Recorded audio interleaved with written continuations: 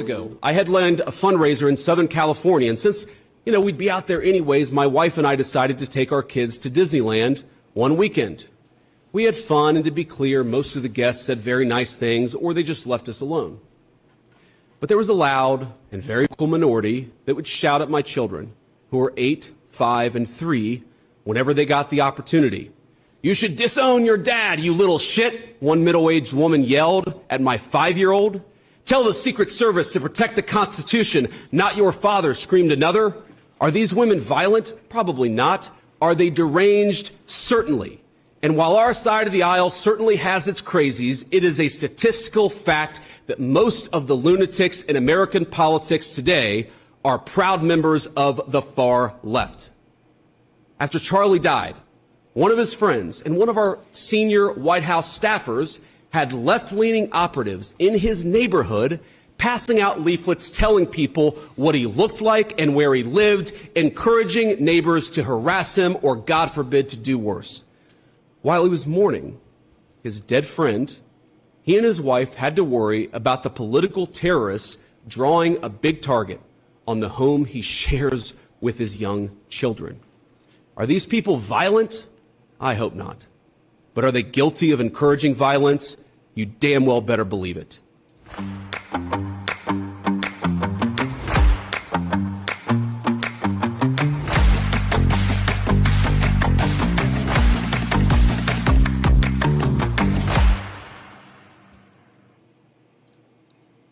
Well, hello, Renegades. Hello, friends. Welcome in. Robert Imbriali with you today. Different kind of a show today. A lot fewer clips and a lot less graphics. Probably maybe too much of me on screen, but that's kind of the way it's going to go. Hope you guys had a great weekend. It was just fascinating, I guess, in some ways to watch all the things that have been going on and all the challenges that we've been seeing and wondering, what's next and where do we go from here? And, the theories, the conspiracies, the, breaking up into different camps on what really happened. We're going to talk about it today. I think I kind of played around a little bit with how do I want to structure this show? Do I want to go through all the details, all the things that are coming out? And I thought about that on the weekend. I said, maybe that might be the way to do it. And then this morning getting onto the feeds and realizing, wow, there's just an avalanche of things coming out again today. It's kind of crazy, actually. So I'm like, wow, wacky world is exactly right, Joey. And I think that's probably the way to say it more than any other, is just to say this is a crazy world that we're living in. And, so I thought about it. I said, what am I going to do? And I have a different approach today. So hope you enjoy this kind of different look, more of a pragmatic look at things that are coming out and things that we know about and things that we don't yet know about. And, the story keeps changing. And it's hard to keep up with it. But I want to get started today with talking about, the changing fabric. I posted on Facebook. I said, are we going to wake up Monday morning today and find ourselves kind of in a new world, or at least a new chapter? And I think a lot of people, who responded to that said, yeah, it really does feel like the page has turned and we're on to something new. And, here's the challenge. We talk about the moral failings of society. We have a moral fabric, and I think religion plays a really great role in keeping us focused on morality, right?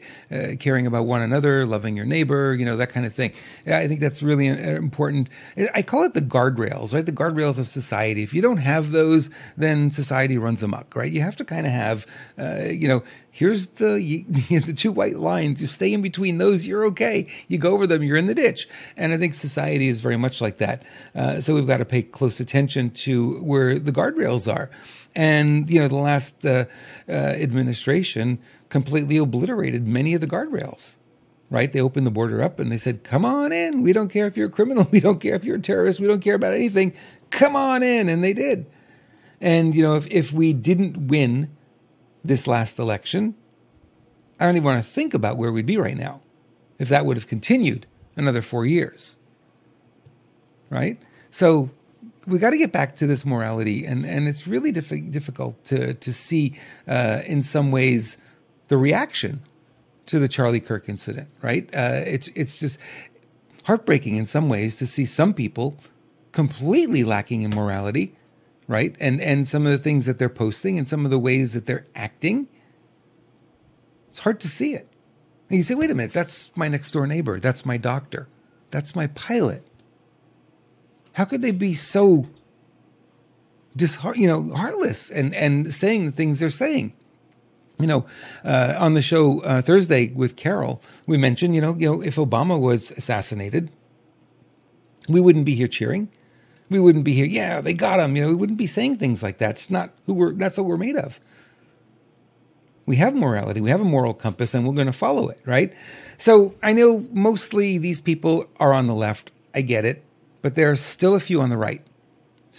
It's every group is going to have the good, the bad, and the ugly, right? It's just the makeup of any group, and we have some ugly on our side. We have to address that. We have to pay attention to it, and we got to make sure that if we have an opportunity to pull these people out of their positions, we take the opportunity to do that.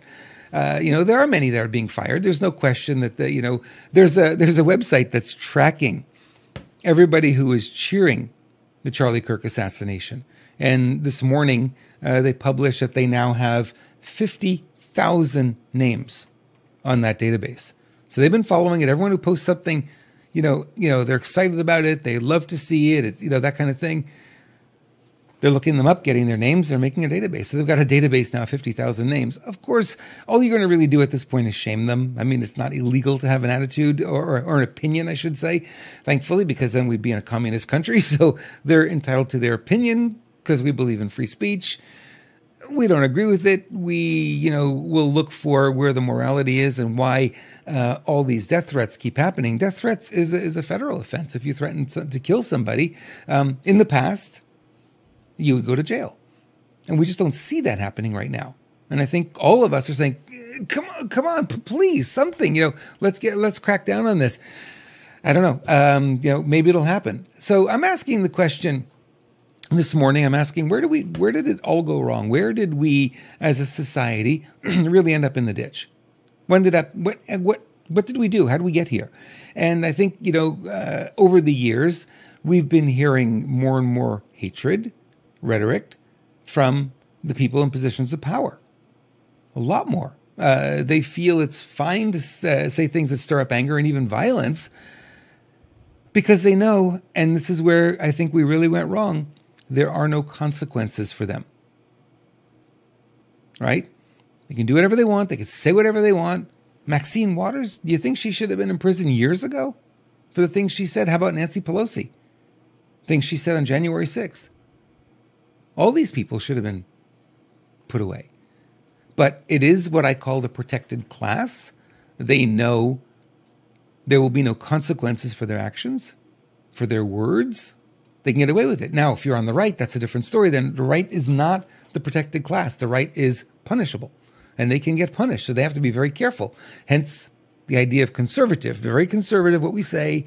We can't lash out. We can't, because they know they're going to come for them. I mean, look what they did with President Trump during the 4 years he was out of office.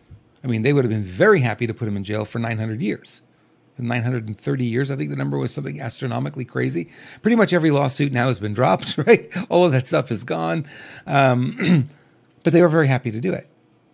So the right is not part of the protected class, although the rhinos are. And we can see that in the Mitch McConnells and people like that who can get away with doing whatever they do, and there really is no consequence. And until there's a consequence, I don't think we really have a lot of power. So how do we know that this is true? How many arrests have been made so far in the COVID event, right? The stolen 2020 election, the fake Biden years, the complete abuse of power, the open borders that nearly destroyed our country. I mean, we could just go on, right? The list just goes on and on and on and on. How many arrests have there been? Anybody? Anybody want to take a guess? It's as close to zero as it can possibly be. Now, there's a few token little arrests here and there, but that's been all. And you got to be asking the question, because I am. It's like, well, when are these people ever going to be held accountable? I mean, you and I know we've been following this, 5-6 years now. We've been following all the things that have been going on since 2020, probably even before that for most of us, but at least since 2020, we've been following it intently, closely. And you say, why aren't these players being taken out? Zero consequence. Protected class. And I think we pay close attention to it. They're free to say what they want. They do as they please. They can take bribes. They can gerrymander electoral maps without much in the way of consequences. You would say, oh, we'll vote them out. They're not even worried about that. That's not even a threat. Oh, we'll primary them. Again, not a threat. Why? Because they have their hands on the levers of control of these things. And this is where it all goes wrong for us, right? We end up with the wrong people in those positions. Those people are installed. They're not really elected. They're installed. And you want to know? Just look at this last election here in California. There were, 5 Republicans that won seats in Congress here in California? Now, the polls closed at 8 o'clock. At 8:01, they gave 55 electoral college votes to Kamala Harris. But it took them more than a month to count the down ballots because they need to find the ballots to put their Democrat buddies in. It's not a fair and free election, is it? So when that's pulled from us, I mean, that's at the base of it all. When that is pulled from us, we really sit here and go, where's our power? Where is it? How do we get our hands back on the levers of power here? How do we do it? And this is where we have to do. So the polls right now, I was listening to the fellow from Rasmussen, I forget his name, but they've been doing some polls, and they're basically asking people how they're feeling right now. And he said, never in the history of polling has the level of anger been so high. He said people are frustrated, they're angry, they can't take it anymore, they want to see something happen. We're pretty close to that boiling point. The natives are very restless at this point, not just, like it's been all summer, but it's actually ramped up. And I think this Charlie Kirk assassination has been just another thing to stir that pot up. So while we haven't seen violence, we've seen a lot of vigils, we've seen a lot of prayer, we've seen churches filled to the brim, we've seen a lot of good come out of the Charlie Kirk assassination. That doesn't mean we're not looking for more. We've got to hold people accountable for this. Guys, we just have to. We have to find the way to do that. Because we've got to bring back that silver lining of morality. More words are not going to help. I see this all the time. The politicians, more thoughts and prayers, more. And it's like, enough. enough. Are you guys with me? You want to see more action? Right? Of course you do. We all do. We want to see something happen because it's really frustrating seeing nothing happen. Although, especially for us who've been following this stuff and know that we've seen with our own eyes. This is a crime. That's a crime. That's a crime. She can get arrested. That's treason. Okay. Something. Give us something.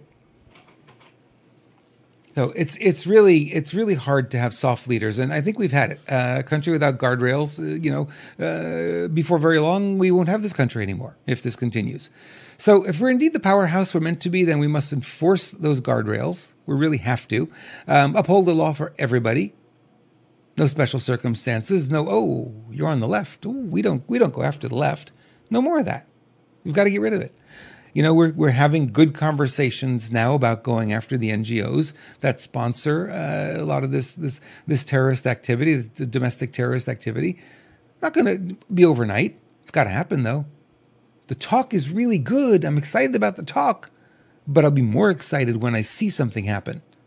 Let's see some of the funding sources be cut off. Let's see some of these people be taken out, be arrested, these groups disbanded.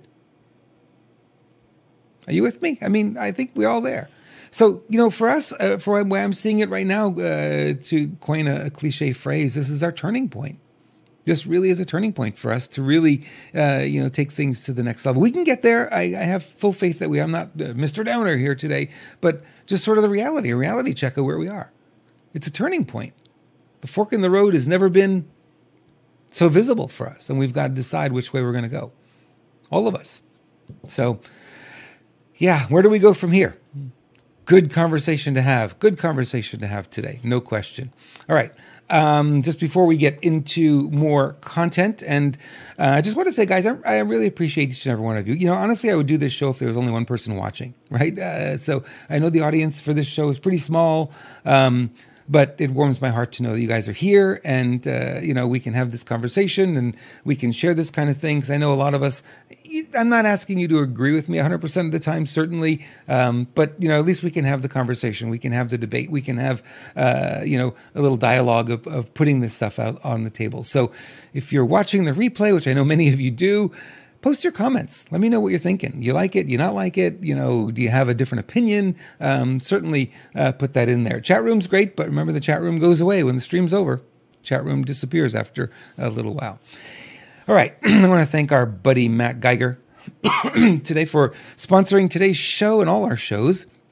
You can find out more about Matt at veritymetals.com/renegade, where you will get a free ebook that will tell you the top 10 scams that gold and silver dealers pull on you, and how you can be very aware of them and know what's going on before you get involved. It's hard because it's a new world for a lot of people. So that ebook will help guide you. Or you can give him a call or a text at 480-717-9081. We thank Matt for everything he does for our show. We appreciate that. And gold hit an all-time high today. It was over $4,700 an ounce, and silver is bouncing right along. It's gone up. I think it's over 42 now. It's just like bump, bump, bump, which to me, kind of a signal that something's coming. I don't know what's coming, but something's definitely coming. Could it be good? Could it be bad? Now, I'll give you the feeling, I guess the best way to put it, the overarching feeling from a lot of people in this community is that we're going to see some financial turbulence come October. I don't know. The October surprise, right? There's always something in October. So a lot of people are pointing to that. I don't know, when gold and silver start going up and you say, oh, what's really going on? Well, apparently the banks are stockpiling gold. They're not buying paper gold anymore. They're buying the actual bars. They want the metal, which is different. So something's up. I don't know what's up, but we'll keep our eyes open. And if you have a little bit of money and you want to invest in gold and silver, it's probably a good time to do it. The price is less important than actually being able to hold the value of the dollar. Because as the dollar value drops, right, with inflation and so on and so forth, the precious metals will hold their value. They'll be worth more dollars, but it's only because the dollar's really dropping that it starts to go a little bit higher. So look at it from that perspective. If you want to get involved, get some silver coins, some gold coin, whatever you want to do. Matt can help you with that, whatever. I mean, if you want to move your 401k or IRA, you can do that. Or, if you just want to buy a bar, you want to buy some coins, he can help you there as well. All right, let's go into today's content. And like I said, a lot fewer graphics today, but bear with me. I think it'll be worthwhile. As we start to unpack this whole Charlie Kirk thing that has taken not only the nation, but really the world has been noticing. And I've gotten texts from people in Canada and people in, overseas in Europe and friends all over the place in Australia. And what do you know? What do we know? Is that we're going back and forth and, they're hearing some of it, but not all of it. And they're getting some narrative. They're not getting the full truth. And so we'll go over it there. I think that, what I'm going to talk about today is there are four prevailing theories of what happened. Right? There are people in every one of these groups. So I'm not going to tell you you're in the wrong group. If whatever group you're in, and that is perfectly fine with me. I'm not going to try to change your mind. That's not what this is about. But right now there are four groups. Group number one is people who listen to the FBI's narrative and believe it. They take it face value. They say, yep, the FBI said it. It must be true. Right? There are people who are there. I see them in my groups. I see them. I get emails from them. There are people who are there, and they will not question it. No problem with that. If that's where you are, that's where you are. Group number two, people who believe the FBI narrative is false. Right? It's incomplete, or it is a complete misdirection. But whatever the case, not buying it. And there's a lot of people in that group. That's a bigger group. Group number three, there are people who believe this is all theater. Charlie Kirk's not dead. He's still alive. It was just a blood bag. It was all planned. It was all scripted. A lot of people in that group. I'm kind of surprised some of the people that I'm seeing in that group, but, I don't say they're wrong. Maybe they are onto something I don't know about or, whatever. But I've been seeing it all. So I've been paying attention to it all. And then number four, and I think there's a good number of people who are there, those that are so confused right now, they don't know what to believe because there's so much information. And everything that comes out, there's something that contradicts it. You notice that? This is what happened. No, it didn't. This is what happened. No, it didn't. This is what, and it's like it goes back and forth. And if you've been following this, I was talking to Bruce earlier today, and he was saying, I'm just done with it because you can't make heads or tails out of this stuff. So group number four is probably the catch-all group. If you don't fit into 1, 2, or 3, you probably fit into 4, where you're really not sure. So I'm thinking, that's really where we are. All right. Let's go back to last Thursday. We had the FBI briefing, right? And it was really weird. I watched it live, and right after it, I was kind of shaking my head, and I'm going, what was this about? And I had a couple of friends who said, that was great. That was a wonderful briefing. And I'm like, okay. If you ask the question, what did I learn that I didn't already know? What would the answer be? And the answer would be nothing. We kind of knew everything that they shared. It had already been out. It's already been on X, and there's already been posts about it. So there was nothing that moved the ball forward, and the needle didn't move. We just got more of what we already knew. There was a paucity of information, very little information shared. And I'm thinking, this is kind of weird. What was also weird is if you watch that press conference, Kash Patel, who's the director of the FBI now, right? He spent most of his time talking about how proud he was that all of these different organizations worked well together. It's kind of what we expect them to do, right?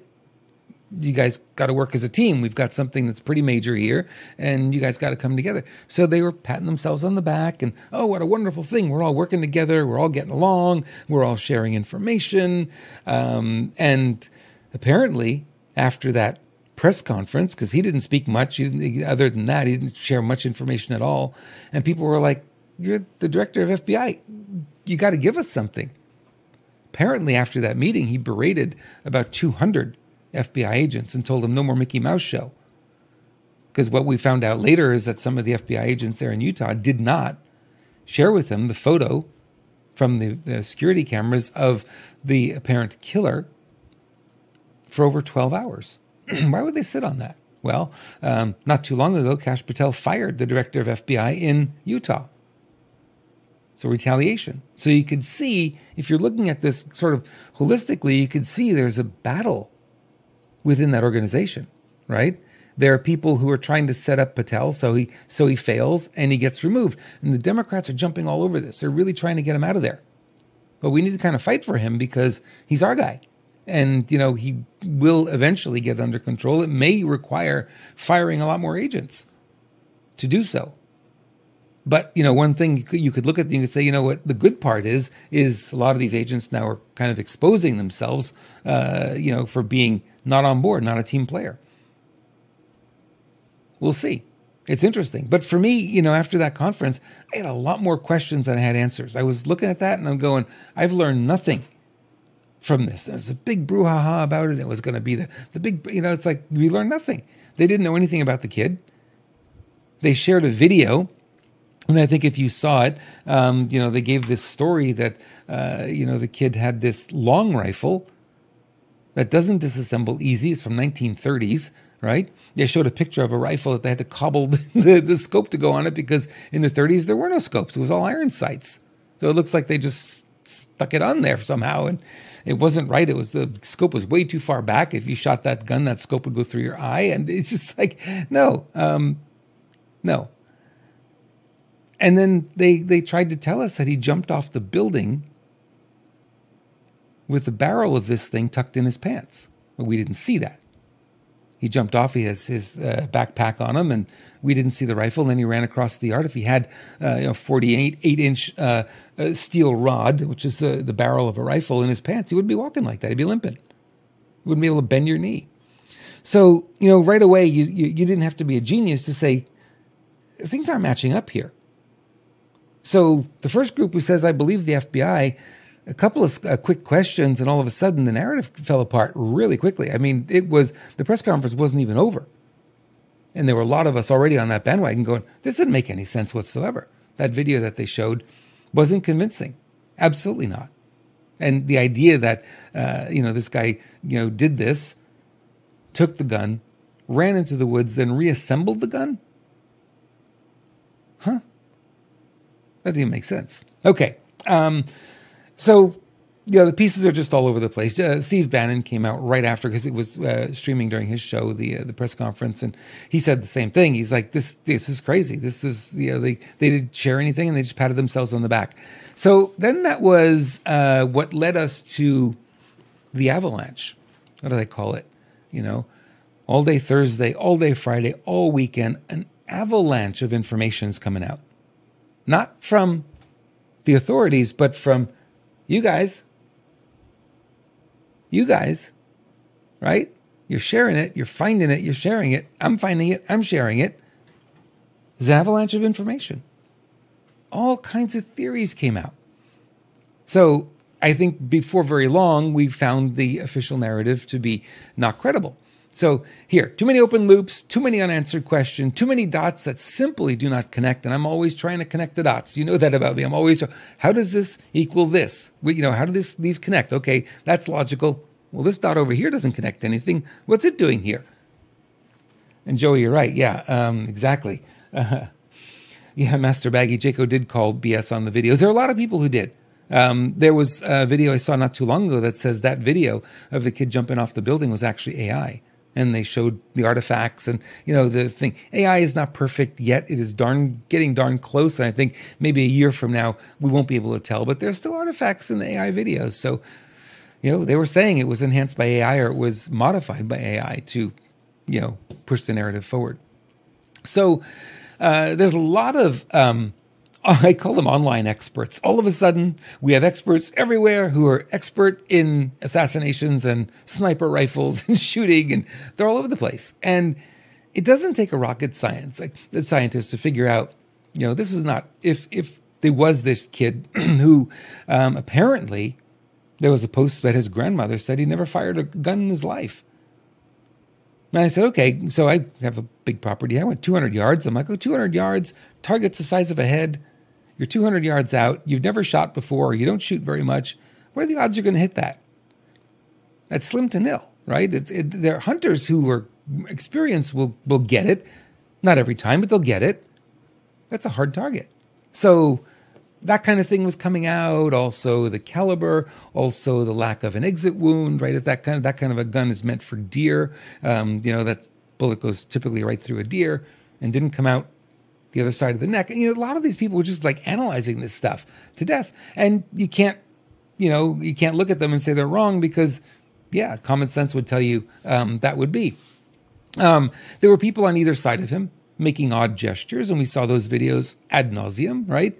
This guy with his shirt collar, this guy with, doing this guy, looked like he had a recoil. It was just over the top. Everyone was posting, and it became to the point you just go, well, what's the truth now? Because now you got all this stuff.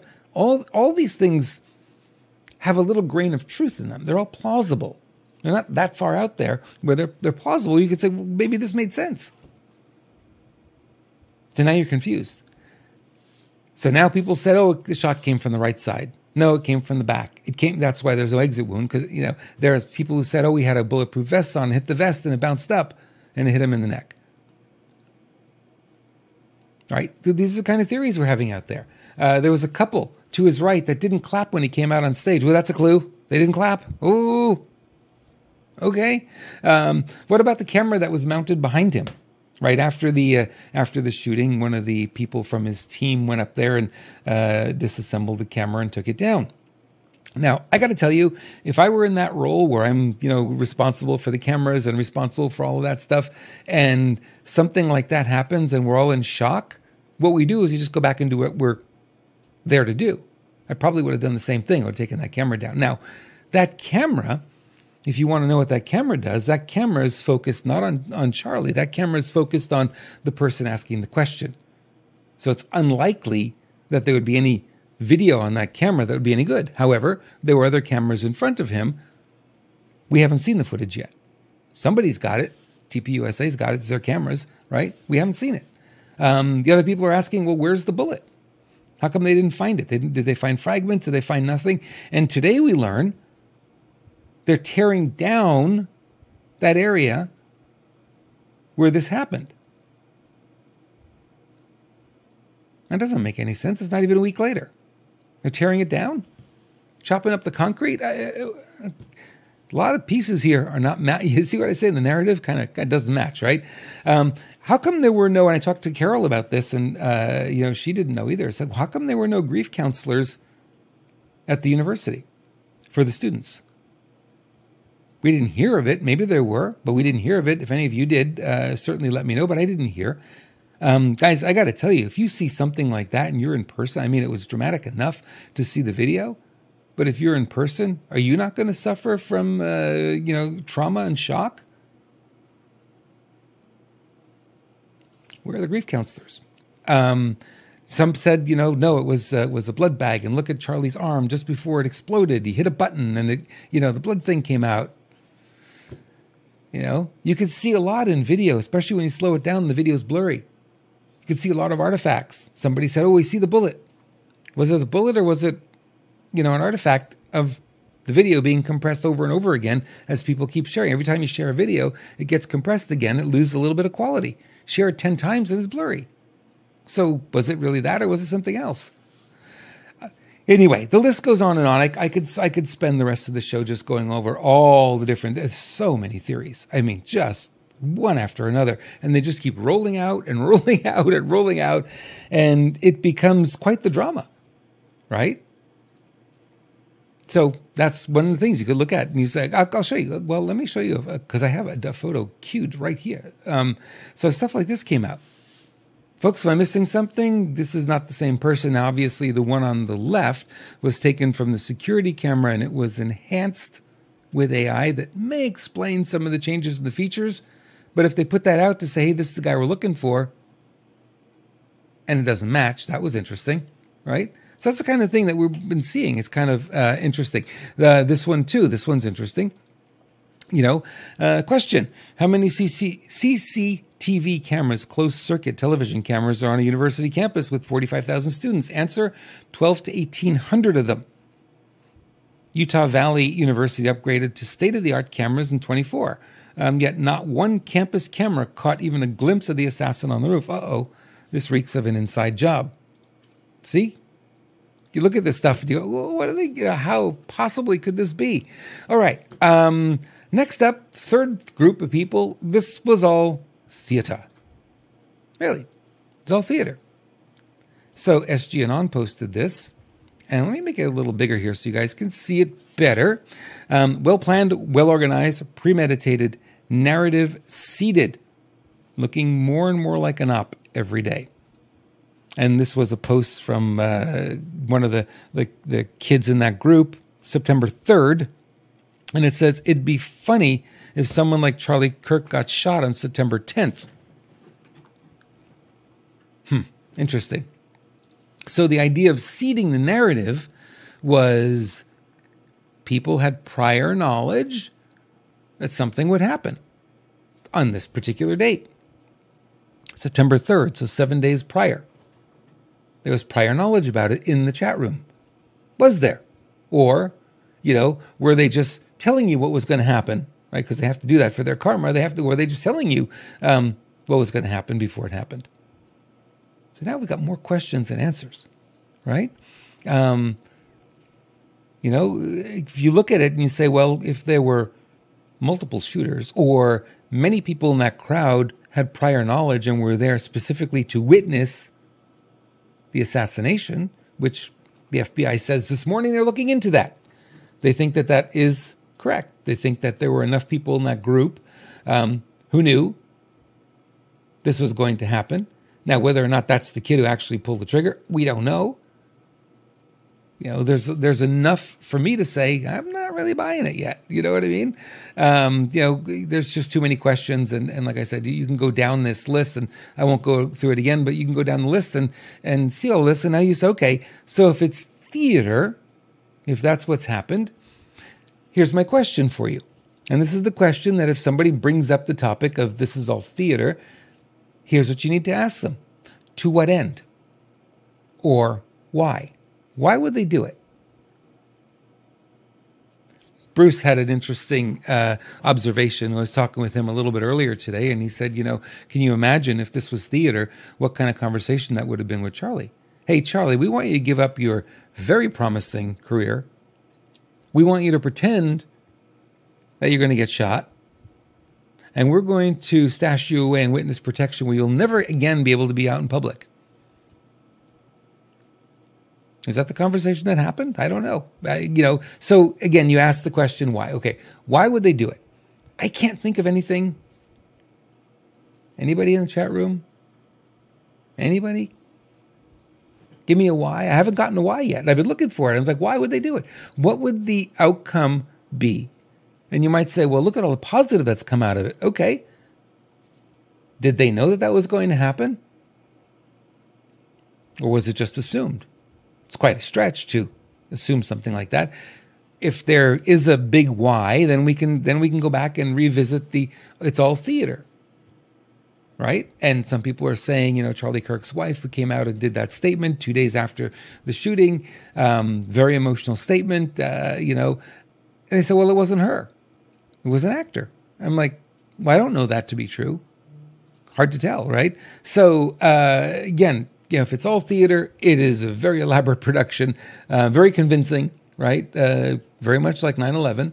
9/11, one of those stories, right? We still, 24 years later, I didn't even talk about September 11th. On September 11th, when we did the show, I didn't even talk about it much because all you heard all day about it was the same old narrative. Oh, it was the terrorists, and they used the box cutters, and they hijacked the planes, and we've been down this road a million times. It's not what happened.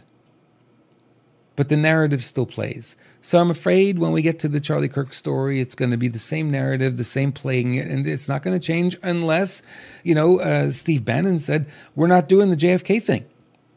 We're not going to wait 62 years to get information. We're not going to let that happen. We're going to keep on this, and I think that's why this story is not dying anywhere. We're going to keep digging. And if it is theater and there is a reason, we'll figure that out. Okay. People would ask me, what's my take on all of this? Where do I stand on it? We got 4 different options. Where do I stand? I think there's truth in every one of these theories. I think every one of them has to have some truth to it. Question is, how do you separate the truth from the fiction? That's where I have a problem. Because I don't know. I'm not there. I don't have the evidence in front of me. You know what I mean? I'm looking at it like you from the outside and looking at the stories and looking at the things that are coming across. So I think there's a lot more that remains to be seen. I think Joey G said it right. He said, 72 hours. And I think with this one's probably going to be, a month, 2 months or longer as more and more starts to unfold before we can really get a feel for which way this thing's going. Because it can go either way. Right now, there's enough information to support any theory, and any one of them could be the winning theory at some point. So I don't know. I really hope that I'm wrong about this feeling that I've got that we're never really going to know the full truth. Right? The way they covered up 9/11. We still, this is still officially, the 9/11 report is still the official report, has not changed one iota. And how do you know that? Just look at the services on 9/11. It was all the same stuff, all regurgitated over and over and over again. So we made no progress there after 24 years. And I'm afraid, this is going to be similar where, the narrative, the official narrative is going to be the official narrative, and we're just going to keep repeating it every September 10th. It's going to be the same thing. So we got to make sure, as much as we can, we don't let that happen, that we keep the pressure up, because it is about us, and getting there is really the only way we're going to get through this. Now, the good news, and, you always look for, what's the silver lining? Buckshot will always tell you, there's always something good here. Let's go in, let's go find it. And I think that's where I'm at right now, as I'm looking for that silver lining. Where is the silver lining? Well, if you looked over the weekend and you saw all those vigils that were out there in cities, not just only across the United States, but also in other countries. It's quite amazing. Candlelight vigils, people coming out and celebrating, the life of Charlie Kirk. And it was really wonderful to see it. There was actually one in my neighborhood, but I found out about it after it happened. They need to do better. They're communicating these kind of things. I would have certainly would have gone. But that was really cool to see. Also, TPUSA chapters, they had 18,000 requests already from kids wanting to start a chapter in their school. Now, of course, what we're seeing real quickly is, the school administration is saying, no, you can't start a TPUSA chapter at our school. How dare you teach, morality in the school system? You can't do that.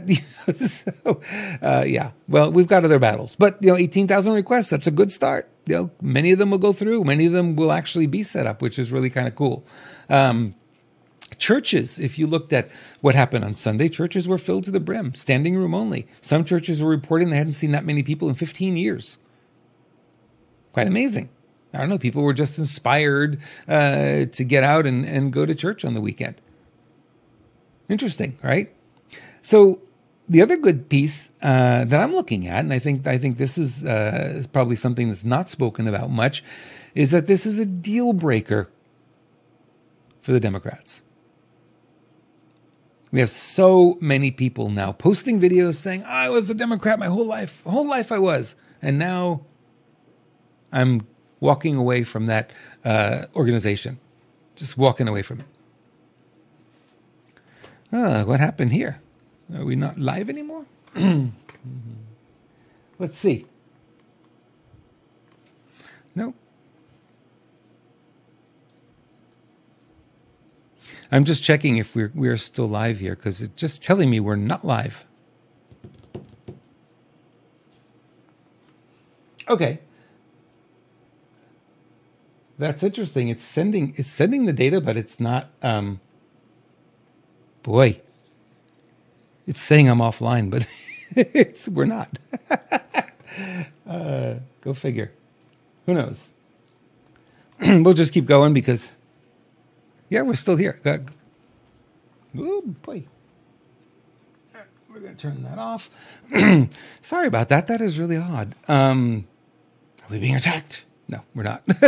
Something's just up with the system. They may be offline or something, but we're still connected. We're still sending data. So that's all that matters. So it's been a deal breaker for the Democrats. A lot of people who are Democrats their entire lives are waking up and going, I cannot support this party anymore. I've got to, switch over. And a lot of them now are becoming Republicans, which is really amazing to see. Because normally if they leave the Democrat Party, they'll say, I'm independent. But to come all the way over, that's intense. That's amazing. And what they're seeing is that, the Democratic Party always stood for morality. It stood for tolerance. It stood for all of these things, but it really doesn't. That's just the marketing. And when you look at, really what they stand for and what they're really about, it isn't that anymore. And now people are just kind of waking up and going, wow, I've never seen so much hatred. And I don't want to be associated with that. We have morals. We don't want to be associated with all of that. I get it. So more people are waking up. The deep, dark areas of the web are being exposed like never before. And a lot of it in the gaming. Now, I have some people who are saying, hey, don't beat up on the gamers. Look, in any group, the good, the bad, the ugly, there's good gamers. No question.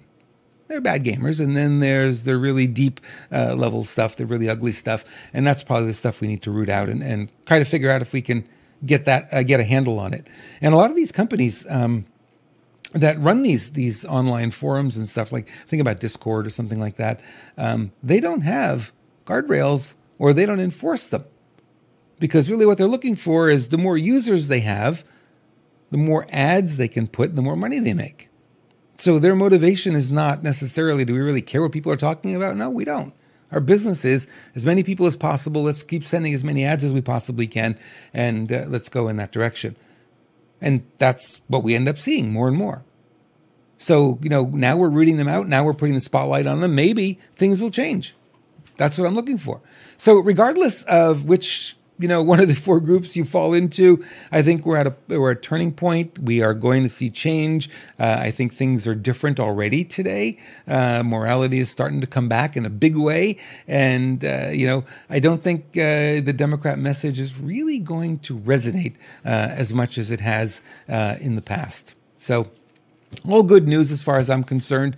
There's always that silver lining. Yeah, a bad situation, but we're turning the lemons that we've been dealt with, turning them into lemonade, and lemonade is good. So, let's go in that direction. Speaking of lemonade, how do you sweeten your lemonade? I used to sweeten mine with stevia all the time, and I found out stevia, oh boy, not a good alternative for avoiding sugar. And so many of us are pre-diabetic these days, and it's just kind of a big part of the toxicity. Not so much the sugars, but the toxicity that's in our diet. Now, this product by Dulce, this is really interesting. They're using allulose in here. Allulose is a sweetener. Like I think it comes from apricots. And what's really interesting, or the seed of an apricot, I should say. And what's really interesting about that, they have found that substance actually reduces insulin resistance. So this Dulce product is a sweetener, but it's also a nutrient. So it's nutritious and it helps you and it helps your health. I want you to go try it out. Renegade.club/sweet. Renegade.club/sweet will take you to the page and it'll take you right there and you'll be able to try it. That little 120 gram bag, by the way, lasts a long time. I'm still on my first bag and I think I bought it, I'm going to say back in March, April, somewhere in there. I'm still on my first bag. Use it every day. You use such a little amount of it, and it doesn't give you an insulin spike. It helps. It's got probiotics in it, so it helps your gut health, and it certainly tastes good too as well. So I think you'll really, really, really enjoy it. Okay, shall we continue the crazy world that we live in? So President Trump said, yeah, the Smith-Mundt Act is back into the conversation. Denise, absolutely right. That is one I didn't put on my list, but that's absolutely true. They're asking for it for the act to be called now the Charlie Kirk Act, and to ban all the propaganda that these news stations are putting out there. And Trump was talking today about getting rid of the the licenses for some of these, the broadcasting licenses for some of these guys. So, yeah, there's something going to change. Something's in the air. It's not going to happen overnight, but it's certainly we're moving in that direction. Now, crazy Karen Bass of Los Angeles. Remember, Trump said we want the flags to be flown at half staff until 6 p.m. yesterday, Sunday. Well, Karen Bass put out a thing, and she said the flags shall not be flown anything other than at full staff. We're going to completely ignore this. All city flags to be displayed on department facilities, full staff, between the hours of 8 and 5 every day. Flags shall remain raised to full staff each day and should not be lowered to half staff unless directed by the mayor. Wow. I don't know. I read that as heartless. I really do. It's like it's somebody was assassinated. The whole country is in shock about it all. And then she says this, we're not going to lower the flags to half staff. We're not going to show respect. We're not about respect. You got the wrong party here. Democrats are not at all about respect. Oh, brother. Crazy stuff for sure. All right. What else do I have for you? Oh, I've got this one here. I actually do have it. I didn't know I had it. Networks aren't allowed to be political pawns for Democrat Party. It has become so outrageous that, in my opinion, their licenses could and should be revoked. This is from President Trump today. And I think, he's got a good point there. I think if they are not reporting, it used to be we report, you decide. We're going to tell you the facts as we know them. You figure out what they mean. And then over the years, it became evident that people really wanted an opinion. They didn't want to think for themselves anymore. Oh my God, you really want me to figure this all out? So they stopped and they started doing opinion. And how you know it is they say, this is the little bit of fact. And they'll say something like, and what it means is, or what it could mean is, and now they're future pacing. Now they're creating a future vision. And depending on which side they're on, and depending on what the narrative is, right, they're going to spin it in such a way that it supports the narrative. Is it based on truth? It's truth at the beginning, probably. But then where they take it is the major part of their conversation. So that's not news anymore. That's opinion. And when they start going in that direction, then we're off the track here. Not good at all. All right. One thing that is kind of important too to pay attention to, guys, is that if you look at, this story, the Charlie Kirk story, it completely dominated the news cycle, right? To a point where there was no other news. I mean, honestly, the past 5 days now, it's been, if you go on X, there's hardly anything else other than the Charlie Kirk assassination over and over and over and over again. I'm not saying that's a bad thing. I'm saying it's the story that has taken over the media. So if you wanted to think about this as theater, or if you wanted to think about it as planned, if you wanted to think about it as they needed a distraction because things were coming out that they didn't want you to pay attention to, you might be onto something, right? What came out last week? Well, number one, RFK Jr. said, hey, we've got a strategy that's going to help kids be healthier. We have information about the vaccines. There was a report that was buried for generations, the Henry Ford report, that came out, and they didn't want to talk about it. So here it is here.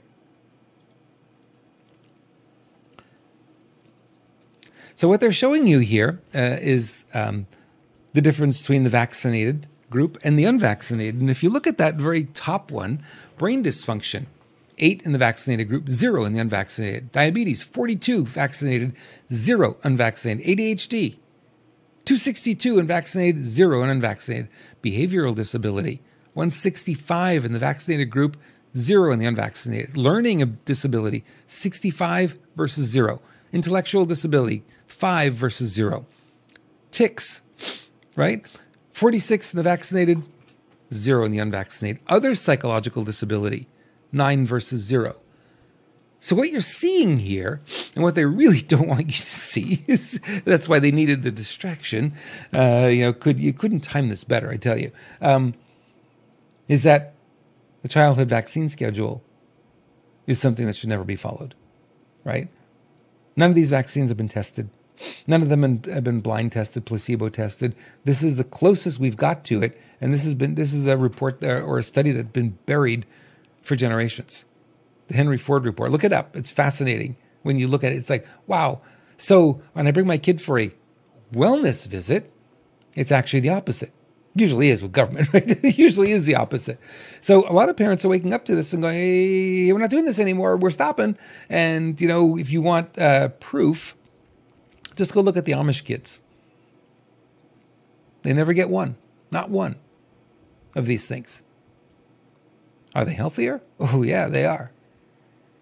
Tons of energy. They're well built. They're strong. They're muscular. Yeah, they don't have the cancers and the diabetes and all the other things that we see in our population. So you think we're not at a turning point? We are a massive turning point when this kind of information is coming out. I mean, it's fascinating to see how well this Charlie Kirk story masked all of this stuff. Crazy. But you and I will not let it sit.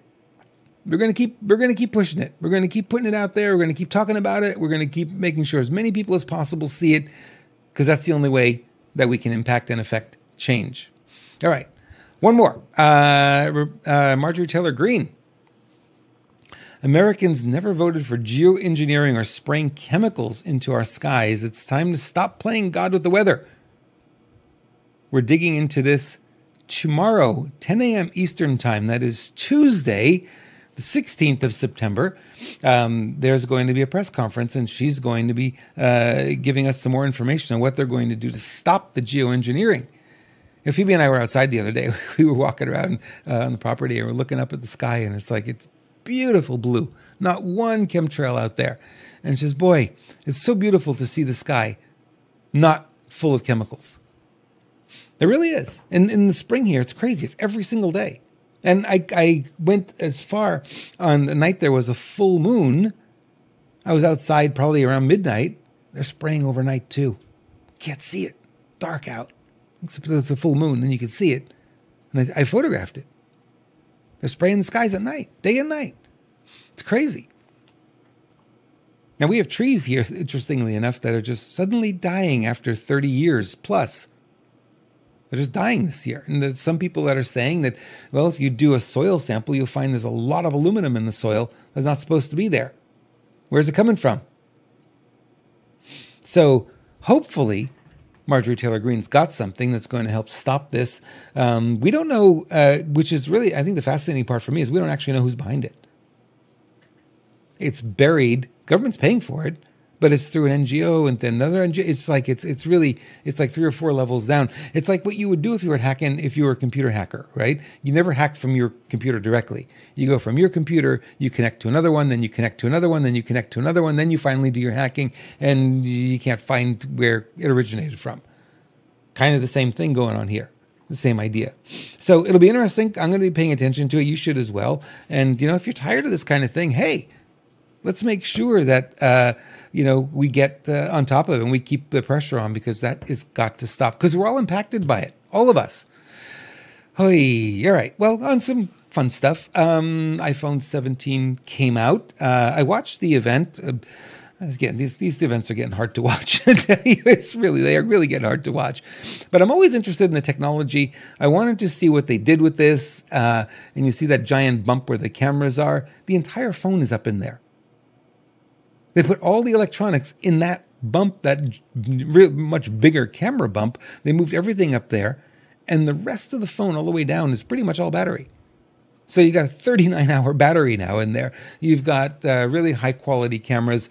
But, I didn't push the button to buy it. I don't know why. It just wasn't enough of a jump from what I have to... I have the 16 Pro Max. So 16 to 17, the camera's a little bit better, but it's incremental. It's not a huge jump. So I may skip this one. Maybe wait till next year. We'll see. But for right now, it was kind of interesting. I always, like to see the new technology and, how they manipulate things to make it better every year, better.